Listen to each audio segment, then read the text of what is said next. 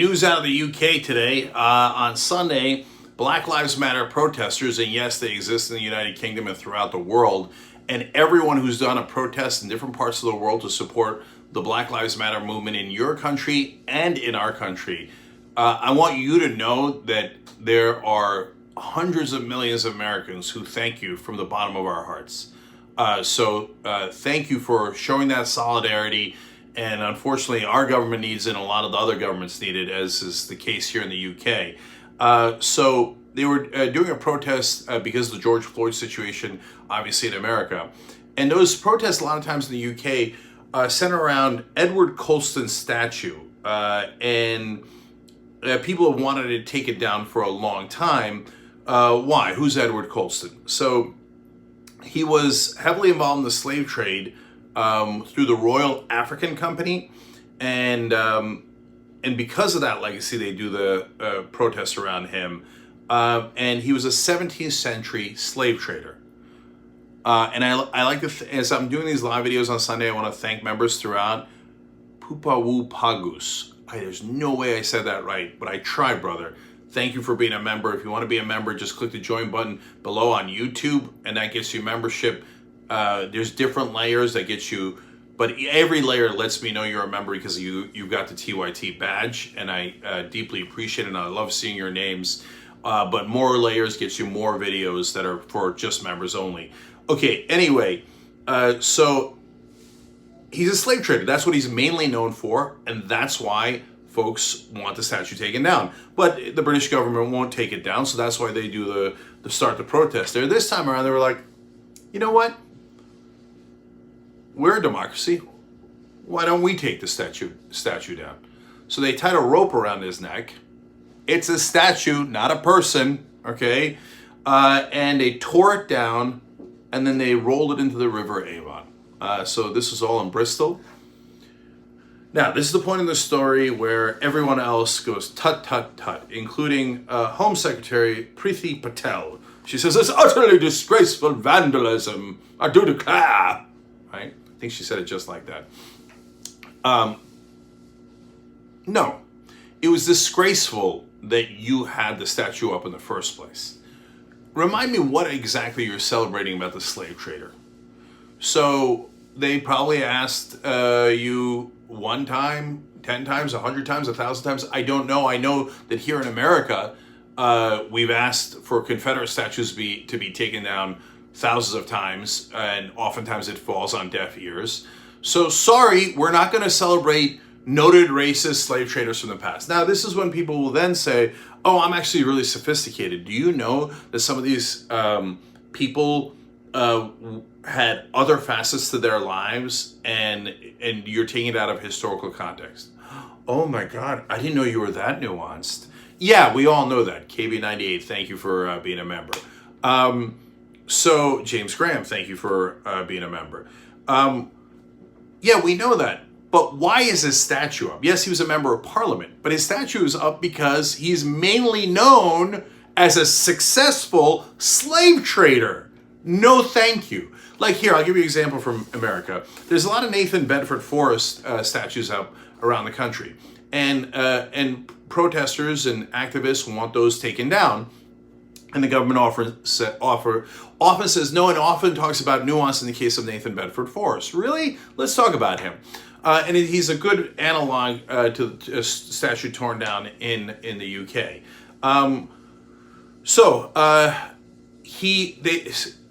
ZFR Music, thank you for becoming a member. MukeXX, thank you for being a member. So Nathan Bedford Forrest joined the Confederate Army. He enlisted in the Confederate Army, strike one. So in other words, he's like, I'm so animated by keeping slaves that I'm going to sign up and risk my life to keep slaves. You'll see why in a second. But then they celebrate him because they say, oh, he came in as an enlisted soldier and worked all the way up to a general. Well, congratulations on your hard work killing African Americans and American soldiers to get to be a general in the Confederate Army. I don't know, I can't. It's all because the media is so afraid of calling out Republicans for what they are. Everyone who celebrates the Confederacy in this country is betraying the country. By the way, Aquarius, Tranquility, and D-Style Boxing, thank you for just becoming members. Uygur Ardath, thank you for being a member already. All right, so this is the most obvious thing in the world. Confederate Army declared war on United States of America. They committed treason against the United States of America. The flag on the opposite side of the battles was the American flag. Anyone who flies the Confederate flag or celebrates Confederates, you are celebrating traitors who committed treason against America. It's the least American thing you could do. Orion Pax09, thank you for becoming a member. So, but he's not just any old Confederate general. At the Battle of Fort Pillow, they captured a bunch of Union soldiers. They killed white Southern soldiers from Tennessee who had joined the Union, who were brave enough to say slavery is wrong. I'm going to go against my own state because I'm an American and I'm going to stick with America in this war. Incredible, brave, wonderful people. His soldiers executed them on the spot. Obvious war crime. And then on top of that, they killed every single black soldier. This is the guy we're celebrating? Hold on, I'm not even done yet. You know what he went on to graduate to after the war? He was the first Grand Wizard of the KKK. There's statues of this guy throughout the country. Like, oh, beloved Nathan Bedford Forrest. There's nothing beloved about that guy. We should tear them all down and throw them in the rivers. We'll pick him up later. We don't want to pollute. Corey Price, thank you for becoming a member. So then they say, oh no, Cenk, you don't understand. There's more nuance here. You know that they also called him the Wizard of the Saddle. Oh, I didn't know the Grand Wizard of the KKK was also good at horse riding. Man, I really missed that nuance. You're so much sophisticated than I am. More sophisticated. Nufi Bullet, thank you for being a member. So, no. The last part of it is, they say, well, at the very end of his life, he denounced the KKK and worked towards racial harmony. Oh, is he not merciful? Okay. By the way, you want to know a couple of the reasons he denounced the KKK? He didn't like their costumes anymore. I mean, there could be a good reason for that he didn't want them hiding their identity anymore and found out that was dangerous. Thank you for being late to the game, Grand Wizard, right? But he also said that the different white supremacist group were undisciplined. They lacked discipline.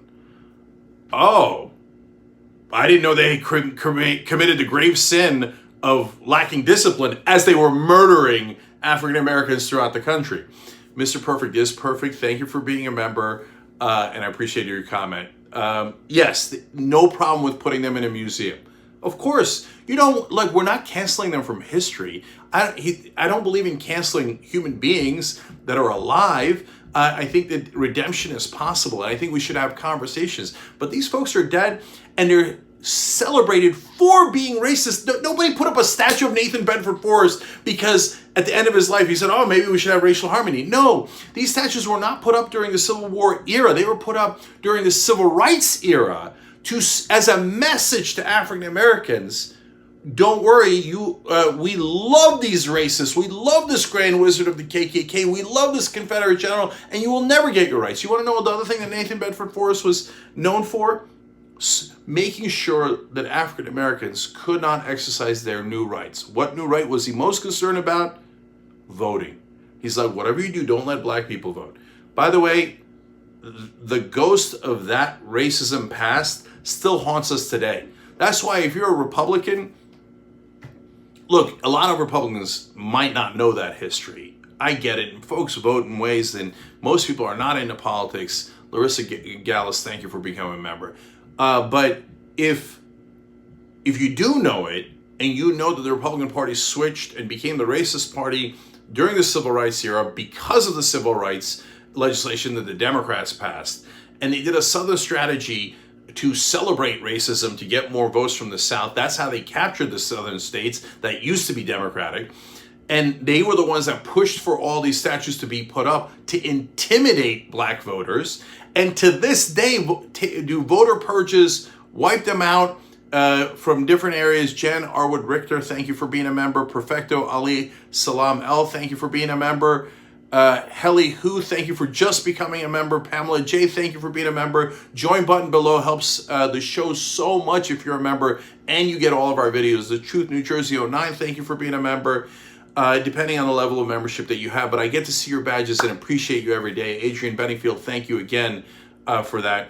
But so how did they win the governorship in Georgia in the first place? Brian Kemp is an illegitimate governor, and he did it by purging what was actually millions of votes from the voter rolls that were heavily African American. Amanda W, thank you for becoming a member. Melodix, thank you for being a member. That is why they put up the Nathan Bedford Forrest statues in the first place, celebrating his racism and celebrating his efforts to block African American votes. By the way, that's literal because, again, it was put up during the Civil Rights era where they were desperate to make sure blacks didn't vote. And then you would have people like Paul Weyrich, who set up the Heritage Foundation and so many huge parts of the Republican Party and conservative movement, who said, remember, we don't want more people voting. When more people vote, we lose. We want only our voters. And those are the white voters that they have been trying to get all along. Now, most Republicans are sophisticated enough not to say it out loud. Donald Trump twice recently has said, if more people voted, Republicans would never win another election. So that is true. That is why Nathan Bedford Forrest, Brian Kemp, Donald Trump, and all these Republican leaders, all these decades and centuries later, still have these statues up and are still doing the same practices. And so that is the context in which I say to our friends in the UK, thank you for tearing down Edward Colston's statue. It was well deserved. It is within the context of all of these horrible things. So Teague Senegar, thank you for the YouTube super chat. There's so many of you members I didn't get to call out. I'll keep calling them out as we go along. Thank you for doing that. One last piece of context here. So you remember the same right-wingers, Frank Campa, thank you for being a member. John R. Young Jr., thank you for being a member. All those right-wingers who celebrated tearing down Saddam's statue, okay? And Saddam was a terrible tyrant. I also celebrated it. We should tear down statues like that. And it was the Iraqi people who tore down. The American army helped them, okay? Are you saying that Edward Colston or Nathan Bedford Forrest is better than Saddam Hussein? Wait, there was a slave trader.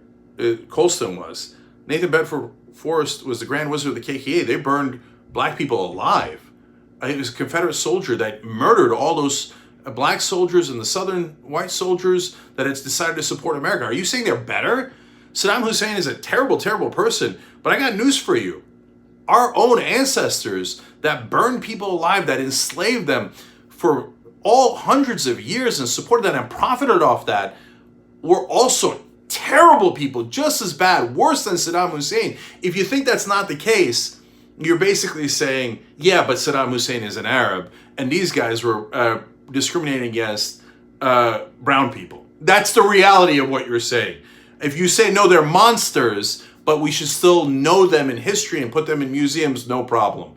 But if you're celebrating their statues as something because it's part of my heritage, well, your heritage is super ugly. And you have to have the courage to say that. Not all of your heritage, parts of the heritage and the culture in America are wonderful and what I celebrate. And yes, parts of the culture and heritage are terrible and should be torn down metaphorically and literally. Pamela J, thank you for being a member. Lastly, I promised to you guys that I would tell you why he joined the Army in the first place, Confederate Army, Nathan Bedford Forrest. It turns out he was a cotton plantation owner. Oh my God, what a coincidence. Wanted to keep his slaves so his lazy ass wouldn't work and he would enslave and whip and murder and rape people so that he could make a living by doing absolutely nothing. These are the original bums and thugs of America, these plantation owners. He was an owner. He also was a horse and cattle trader, a real estate broker. and also a slave trader. Of course! So you see a slave trader statue, ask your government to bring it down. Ask him one time, 10 times, 100 times. On the 101st time, let's go find a river. And by the way, that is not, that we do not want anything physical or violence against human beings. Be non-violent, okay? That is super important, okay? But that's a statue.